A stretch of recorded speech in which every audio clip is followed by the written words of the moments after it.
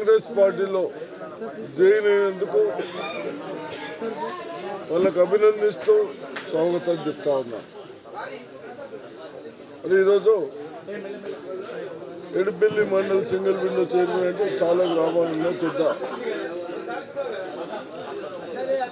దాన్ని అనిల్ రెడ్డి గారు vice chairman, అదేవిధంగా మాజీ ఎంపీటీసీ సాయిల్ గారు, అదేవిధంగా సాయిరెడ్డి గారు,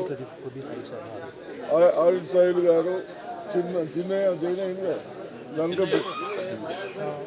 గారు, వారితో వచ్చేసిన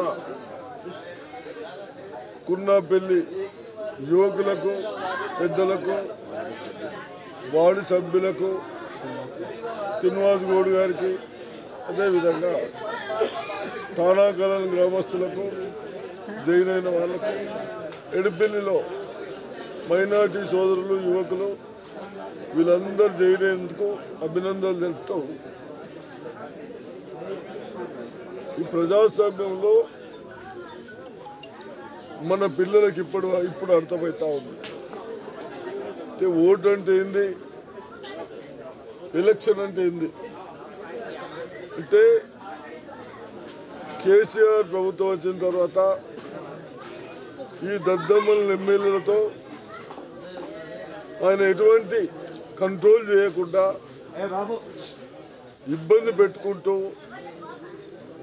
ఉద్యోగాలు ఇవ్వకుండా కనీసం చదువుకున్న వాళ్లకు ఇంటింటి ఉద్యోగాలని మరి 10 సంవత్సరాలకు ఇంతమటికి ఎటువంటి ఉద్యోగాలు రాక బాధపడుతూ కనీసం ఏదైనా పని చేసుకుందామన్నా పని దొరకక, ఒక ఇండస్ట్రీస్ లేక ఉన్న ఫ్యాక్టరీని బంద్ చేసి ఏదన్నా చిన్న ప్లాట్లో వీటిలో ఏదో చేసుకుందామో, బట్టిలో ఇటుక బట్టిలో ఇంకోటో పెట్టుకుందామంటే అన్నిట్లో బీఆర్ఎస్ పార్టీ వాళ్ళ ఇంటర్ఫేరెన్స్.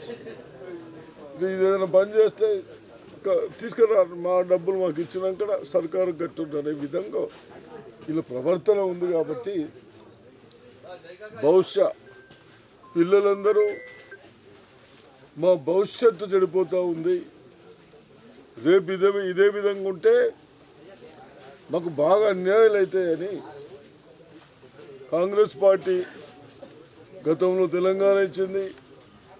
ఇవన్నీ డెవలప్మెంట్ చేసినాం. ఈ ఏరియాలో లిఫ్ట్లు కానీ, మోడల్ స్కూల్స్ కానీ, సబ్ స్టేషన్లు కానీ, డబుల్ రోడ్ కానీ, ఇన్ని డ్రింకింగ్ వాటర్ ప్రాబ్లం కానీ, IIIT కానీ,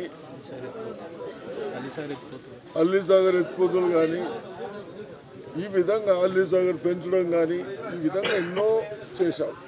అదంతా గింతంత డబ్బులతో వీళ్ళ దుర్మార్గుల పాలనలో మనకు రేట్లను పెంచేసి 200% పెంచి మన పొట్టన కొట్టి అన్ని డబ్బులు కేవలం కమిషన్లకు యూజ్ చేసుకుంటూ వాళ్ళు ఏం పని అయితే లేదు, మాకేమి ఇబ్బందులు అవుతూ ఉన్నాయి. ఈయన చేసిన పని మన ముఖ్యమంత్రి గారు కాళేశ్వరం కట్టాడు. 2 సంవత్సరాలలో పొక్కలు పడుతున్నాయి. పొక్కలు పడ్డాయి, పాలిపోయిందా? పొక్కలు పడతాయి. నిజాం సాగర్ కట్టి 75 సంవత్సరాలు అయితే కదా, 20కు ఒక్కటి ఏం కాలేదు. ఇటువంటిది మరి ఈసారి కట్టినాం కదా, కేవలం స్వార్థాల కొరకే కట్టింది కానీ నా పిల్లల భవిష్యత్తు కొరకు కాదు. కాబట్టి భగవంతుడు చూస్తూ ఉన్నాడు. తప్పనిసరిగా మా షకీల్ సాబ్, మా ఎమ్మెల్యే సాబ్ బోధన మనకేం లేదు, కోళ్ళ భావం వేసుకొని మండలంలో కూడా దూరం వేసుకునేది ఎవ్వరు అద్దర్లే. కానీ ఊళ్ళో ఇప్పటికే రోగాలకు చస్తూ ఉన్నాం. కోళ్ళ భావం దగ్గర ఇది వాసనకు వస్తున్నామని 4 ఊళ్ళోళ్ళు మొన్న నుంచి అప్లికేషన్లు ఇస్తూ ఉన్నారు. అదేవిధంగా ఉసుకే కొడుతూ ఉన్నారు. నేను అధికారులకు అడుగుతా ఉన్నా, మీ నిర్లక్ష్యం చేయబట్టి ఆ ఉసుకంతా తీసేసి మా బోర్ల పైన రైతులు పండించుకున్న ఆ నీళ్లతో పండించుకునే పంటలు కూడా మీ నిర్లక్ష్యం చేయబట్టి ఎవరో తప్పులు చేయటానికి కానీ మరి అధికారులు ఎందుకున్నట్టు నేను పోలీస్ వ్యవస్థని తహసీల్దార్లని కన్సల్ట్ అధికారులని ఏది మైనింగ్ డిపార్ట్మెంట్ వాళ్ళకి హెచ్చరిస్తూ ఉన్నాం.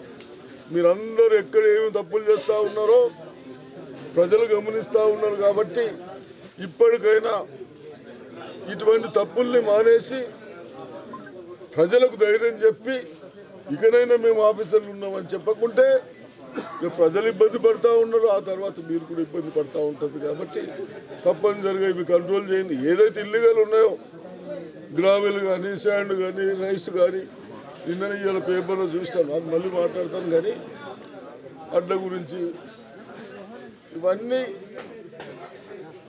మరి నేను అడుగుతా ఉన్నాను, నేను చెప్తా ఉన్నాను మీ అందరికీ. ఈరోజు యువకులకు జాయిన్ అయిన వాళ్ళకు తప్పనిసరిగా మన ప్రభుత్వం వస్తుంది. ఇటువంటి దొంగలని కేవలం 2-3 నెలలే కంట్రోల్ చేసి మీ